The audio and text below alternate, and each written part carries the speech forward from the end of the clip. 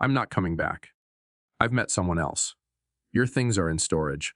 That was the text Robert Hayes read alone in his Des Moines kitchen at 11:42 p.m. on a quiet Thursday night. His wife of 15 years, Monica, was supposed to be on a girls' trip to Palm Springs. Instead, she ended the marriage with 2 sentences and a screenshot, proof she had transferred 118 dollars from their joint savings into her personal account. Robert didn't throw the phone. He didn't scream. He simply took a long sip of black coffee and opened his laptop.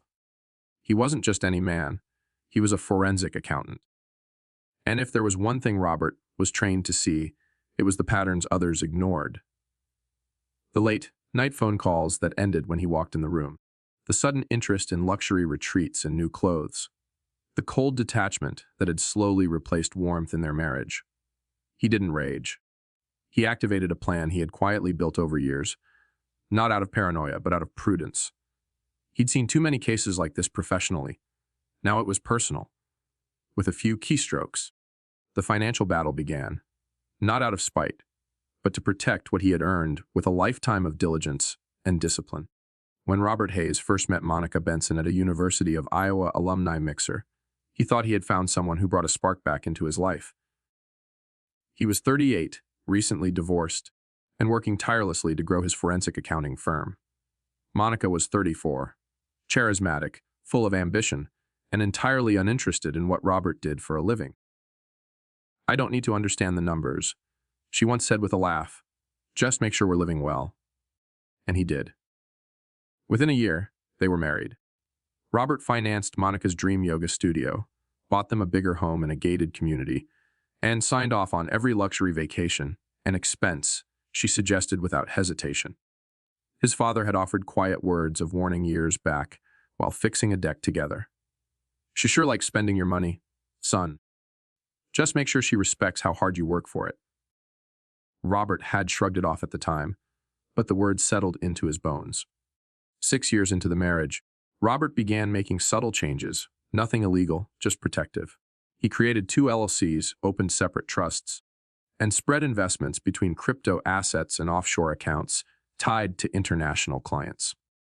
Monica only knew about their joint checking and savings accounts, never suspecting anything beyond that. Meanwhile, she leaned further into the world of fitness influencers. Her Instagram was filled with beachside yoga poses, detox juices, and hashtags about living free. Her trips became more frequent, her explanations more vague. "It's just a retreat. You wouldn't be into it. It's all green smoothies and chakra talk," she'd say dismissively. Last Christmas, she even forgot Robert's birthday. It stung, but he didn't confront her. Instead, he finalized his contingency plan. He'd already sensed the shift, the increasing emotional distance, the way she lit up at her phone but not at him, the credit card bills for clothes and dinners he never saw. But he waited, until one night Monica struck first, with a text message and a 6-figure bank transfer. But what she didn't know was that Robert had been planning for this very moment. Within an hour, he had already frozen their accounts, flagged the transfer as fraud, and sent instructions to his attorney to file for divorce. The next morning, he calmly called his mother and said, "Monica's gone. Took the money and my things. But I'm okay. I've been ready." He didn't fall apart. He didn't chase her. He just shifted into gear like he had 100 times before on complex financial investigations. This time, the case was his own, and he wasn't going to lose. The morning after Monica's text ended their 15-year marriage, Robert Hayes did what he always did. He made coffee. Even with his world upended, routine offered a strange comfort. But instead of reading the news, Robert logged into his private financial system, a tool he'd built himself to manage both client investigations and his own affairs. With a few keystrokes, he activated a protocol he and his brother Jason had quietly designed years earlier. They called it the contingency plan. First, Robert froze every joint account and credit card. Then, he issued a fraud alert on the 118,000 Monica had transferred to her personal account. The bank, thanks to Robert's professional connections, prioritized the request. By the time Monica realized something was wrong, the funds were in legal limbo, and she couldn't access a dime. He sent all relevant documentation to his attorney, who began divorce proceedings immediately, and then called his mother. "She's gone," he said simply. "Took the money and moved my things out while pretending to be on a retreat." There was a pause, then his mother's soft voice. "I'm sorry, son, but I can't say I didn't see it coming." An hour later, Monica called. Robert didn't answer. Then came a string of texts, ranging from confused to angry. "What the hell did you do? Why don't my cards work?" He didn't respond. Instead, he drove to the storage unit she'd mentioned in her message.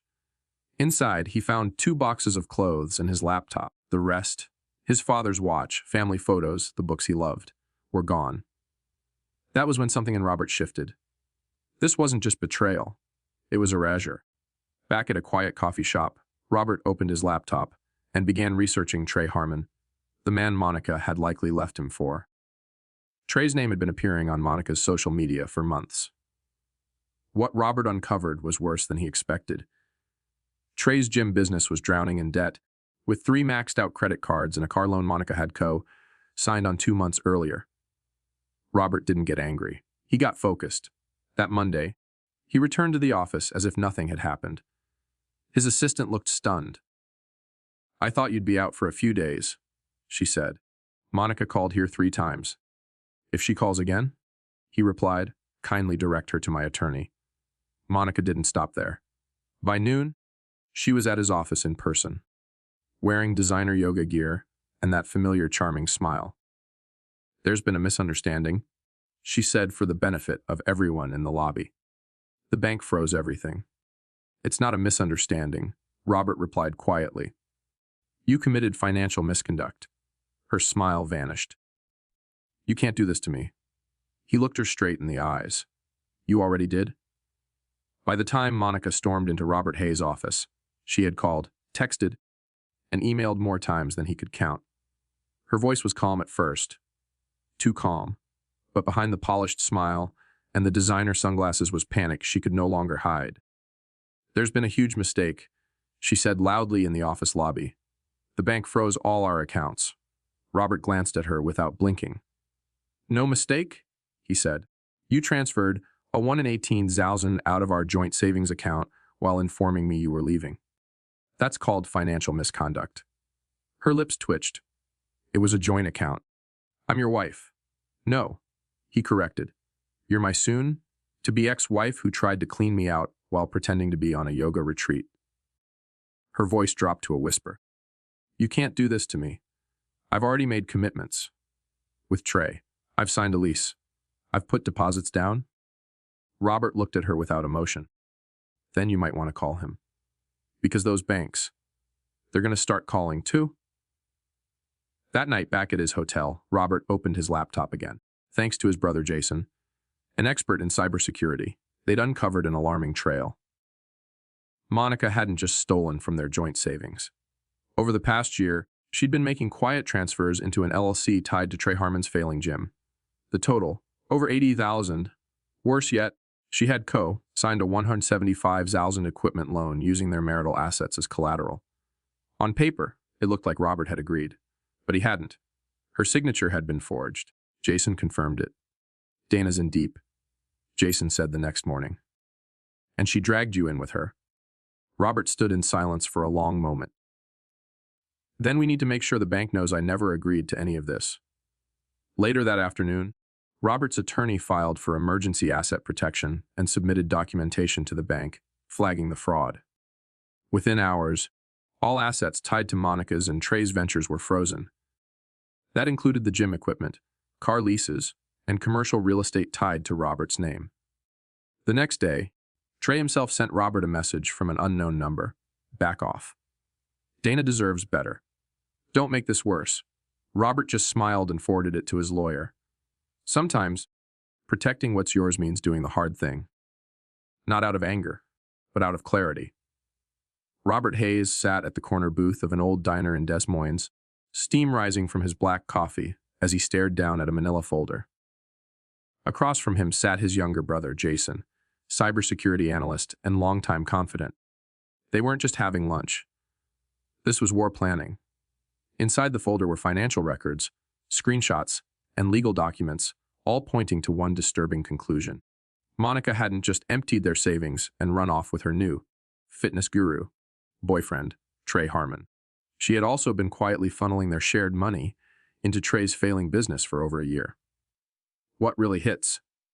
Robert said quietly. It's how far back this goes. She didn't just leave me. She planned it like a corporate merger. Quiet, calculated. Jason flipped to one of the documents, a bank loan application for $175,000 and co, signed by Monica. The collateral? Marital assets. Robert's assets, used without his knowledge. You ready to act? Jason asked. Robert nodded.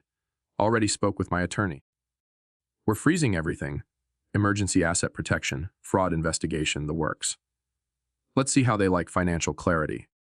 By that evening, Monica's house of cards began to fall. Her credit cards stopped working. The gym's auto debits failed. Trey's equipment lease, based on the now invalid collateral, was flagged for review.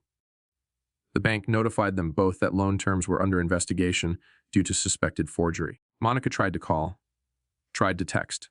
Robert didn't respond, but he did make one visit, straight to Trey's glossy, influencer-style gym. The young man with the spray tan and Hollywood smile greeted Robert like a stranger walking in for a free trial. That smile faded the second Robert placed the folder on his desk. These are the loans your business took out with my financial backing, Robert said plainly. Loans I never agreed to. You've got about 72 hours before the bank calls them in. Might want to prepare. Trey tried to brush it off, claiming Monica said everything was taken care of. But Robert just looked him in the eye and said, She never told you the whole truth. Now you both get to deal with the rest of it.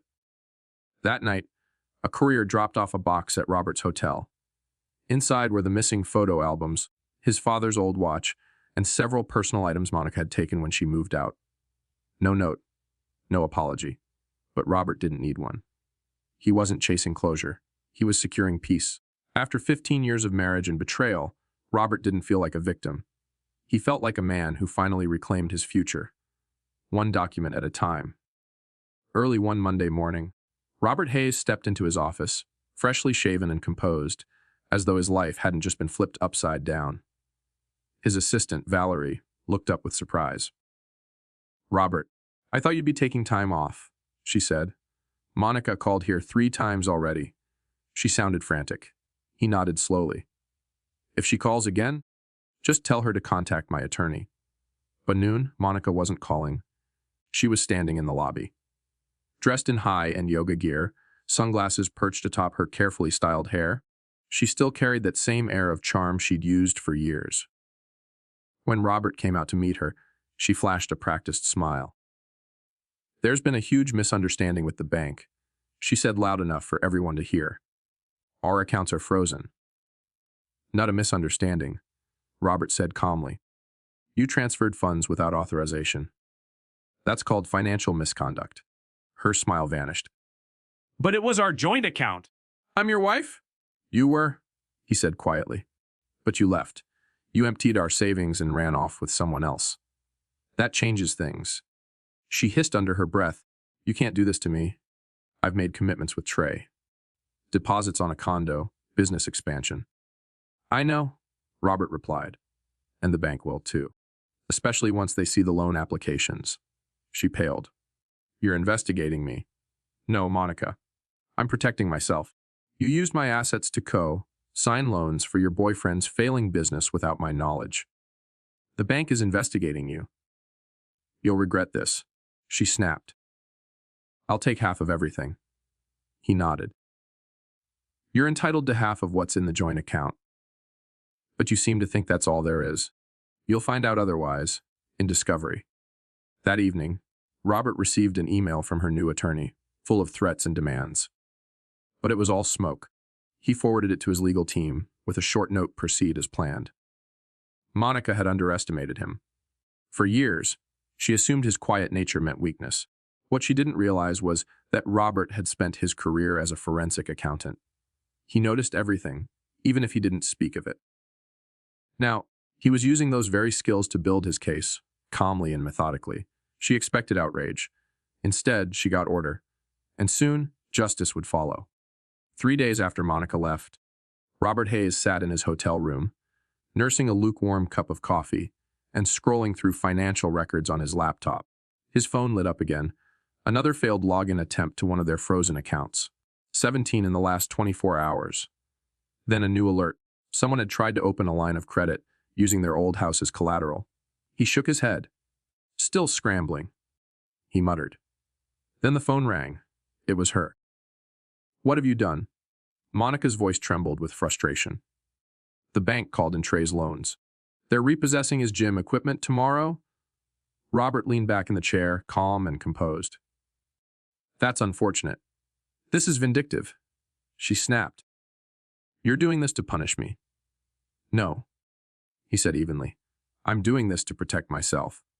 You used our marriage to secure business loans for another man without my knowledge. That's fraud. There was a long silence, followed by a sudden shift in her tone. Softer, sweeter. We can talk about this, Robert. Come home. We can work things out. He almost laughed, but didn't. Instead, he replied, there's nothing left to work out. The divorce will proceed, and Trey will finally understand what due diligence means. That night, Robert slept better than he had in months. 3 weeks later, they met in a conference room for court-mandated mediation. Monica arrived with a new lawyer, looking worn down beneath the makeup and designer jacket. She didn't look at Robert. Her attorney spoke first. My client is prepared to be reasonable in dividing assets, despite the aggressive tactics. Robert's attorney smiled gently. That's wise. Because the bank just completed their fraud investigation. She slid a document across the table. They've determined that Ms. Bowman forged Mr. Hayes' signature on multiple financial documents. The matter has been referred to the district attorney. Monica's face drained of color. Criminal charges? Robert, you wouldn't... I didn't file them, he said quietly. The bank did. There was still one chance.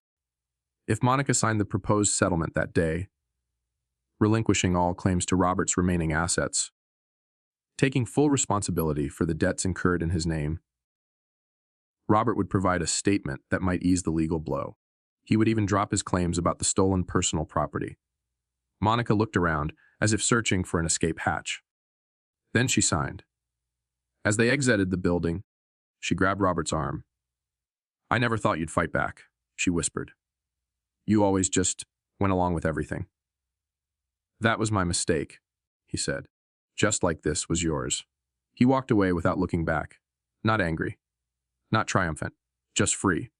A month after signing the settlement, Robert Hayes moved into a modest craftsman house near downtown Des Moines. It wasn't flashy like the place Monica had once insisted on, but it had charm, solid bones, and a porch that caught the evening breeze. The kind of place where a man could think.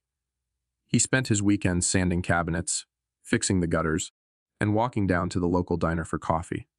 No more luxury gyms, no curated social circles, just peace. One Saturday afternoon, his brother Jason helped him install a new kitchen sink. You could have taken her for everything, Jason muttered as he tightened a bolt. She forged your name. That's a felony.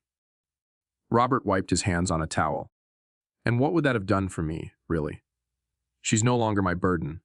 Later that evening, Robert sat on the back porch, sipping bourbon as the sun dipped below the rooftops. Kids were laughing down the block. Dogs barked. He thought about the last 15 years, how he'd allowed someone else to define his worth, his time, his trust. But he hadn't fallen apart. He'd rebuilt. Not from revenge, from resilience. Sometimes the most powerful revenge is rebuilding in peace. When people underestimate your strength, show them you don't need to yell to win. You just need to rise, quietly, steadily, and on your own terms. Have you ever had to walk away from something, or someone, to find yourself again? Tell your story in the comments below. And if this story moved you, don't forget to hit subscribe and turn on notifications. Life has many turning points. Let's explore them together.